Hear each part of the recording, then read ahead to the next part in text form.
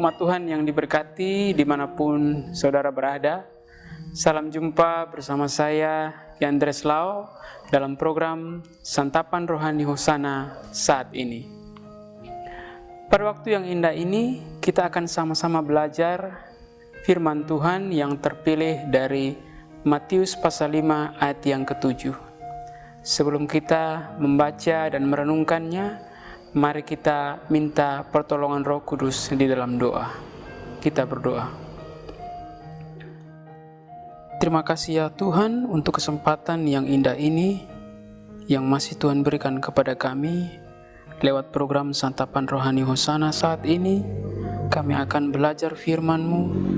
Biarlah Tuhan Yesus hadir di dalam hati kami melalui Roh-Mu yang kudus, supaya kami dapat mengerti dan memahami firman Tuhan. Terlebih lagi kami diberikan kekuatan untuk dapat melakukannya dalam kehidupan kami hari lepas hari. Di dalam nama Tuhan Yesus Kristus kami berdoa. Haleluya, amin. Saudara-saudara yang diberkati, beginilah firman Tuhan yang terambil dari Matius pasal 5 ayat yang ke-7. Ucapan bahagia. Berbahagialah orang yang murah hatinya, karena mereka akan beroleh kemurahan. Demikianlah firman Allah. Saudara yang diberkati, setiap orang pasti menginginkan satu hal yang sama. Dari berbagai usia, profesi, dan latar belakang lainnya, pasti menginginkan satu hal tersebut. Namanya adalah kebahagiaan. Ada begitu banyak alasan orang ingin menjadi bahagia. Namun bagi orang percaya, kebahagiaan yang paling dicari adalah hidup bersama Allah di dalam kekekalan. Dari bacaan firman Tuhan saat ini, alasan menjadi bahagia adalah karena kita bermurah hati. Menurut Tuhan Yesus, salah satu alasan yang akan membuat kita bahagia adalah karena kita memiliki karakter murah hati. Dalam arti yang sesungguhnya, murah hati adalah memiliki belas kasihan yang sekaligus diikuti oleh tindakan kita. Bahagia karena murah hati tidak berarti kita akan bahagia ketika kita sudah melakukannya. Bagi orang percaya, memiliki belas kasihan kepada sesama adalah tindak lanjut dari iman kita kepada Tuhan Yesus. Kita bermurah hati karena kita sudah diselamatkan. Dan karena keselamatan yang kita terima hanya oleh kemurahan Tuhan, itulah yang kita jadikan alasan untuk bermurah hati kepada sesama. Jadi, kita sudah berbahagia karena menerima belas kasihan Tuhan. Dan kebahagiaan itu tidaklah lengkap jika kita tidak menyatakannya juga kepada sesama. Seringkali kita berpikir, dengan apa atau apa yang kita punya yang bisa kita jadikan sebagai alat untuk menyampaikan kemurahan kita kepada sesama. Apapun yang kita miliki, materi, bakat, pikiran atau ide yang terkecil sekalipun bisa kita gunakan untuk berbelas kasih.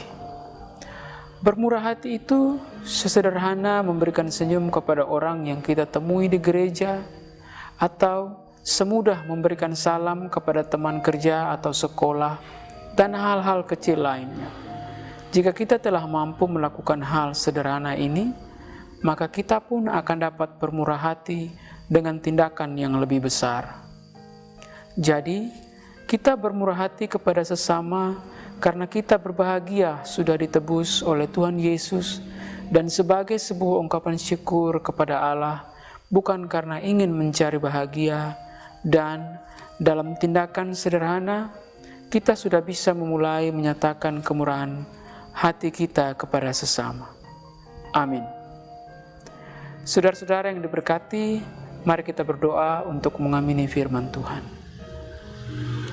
Terima kasih ya Bapa, untuk pelajaran hari ini. Kami diingatkan untuk tetap bermurah hati kepada sesama, karena kami telah menerima kemurahan Tuhan dalam kehidupan kami. Biarlah firman Tuhan ini, Roh Kudus, tolong kami supaya kami dapat melakukannya dalam kehidupan kami hari lepas hari. Di dalam nama Tuhan Yesus Kristus kami sudah berdoa. Amin. Umat Tuhan yang diberkati, demikianlah santapan rohani Hosana edisi kali ini.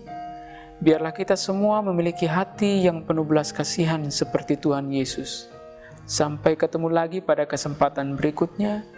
Tuhan Yesus menyertai kita semua. Shalom.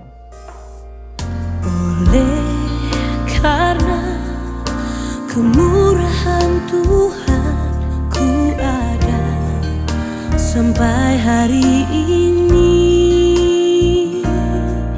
Oleh karena kebaikan Tuhan, janji-Mu terjadi bagiku.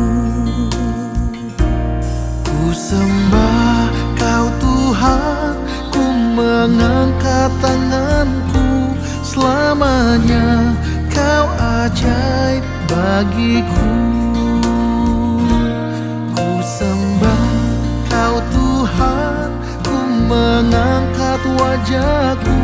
Selamanya Kau hebat bagiku.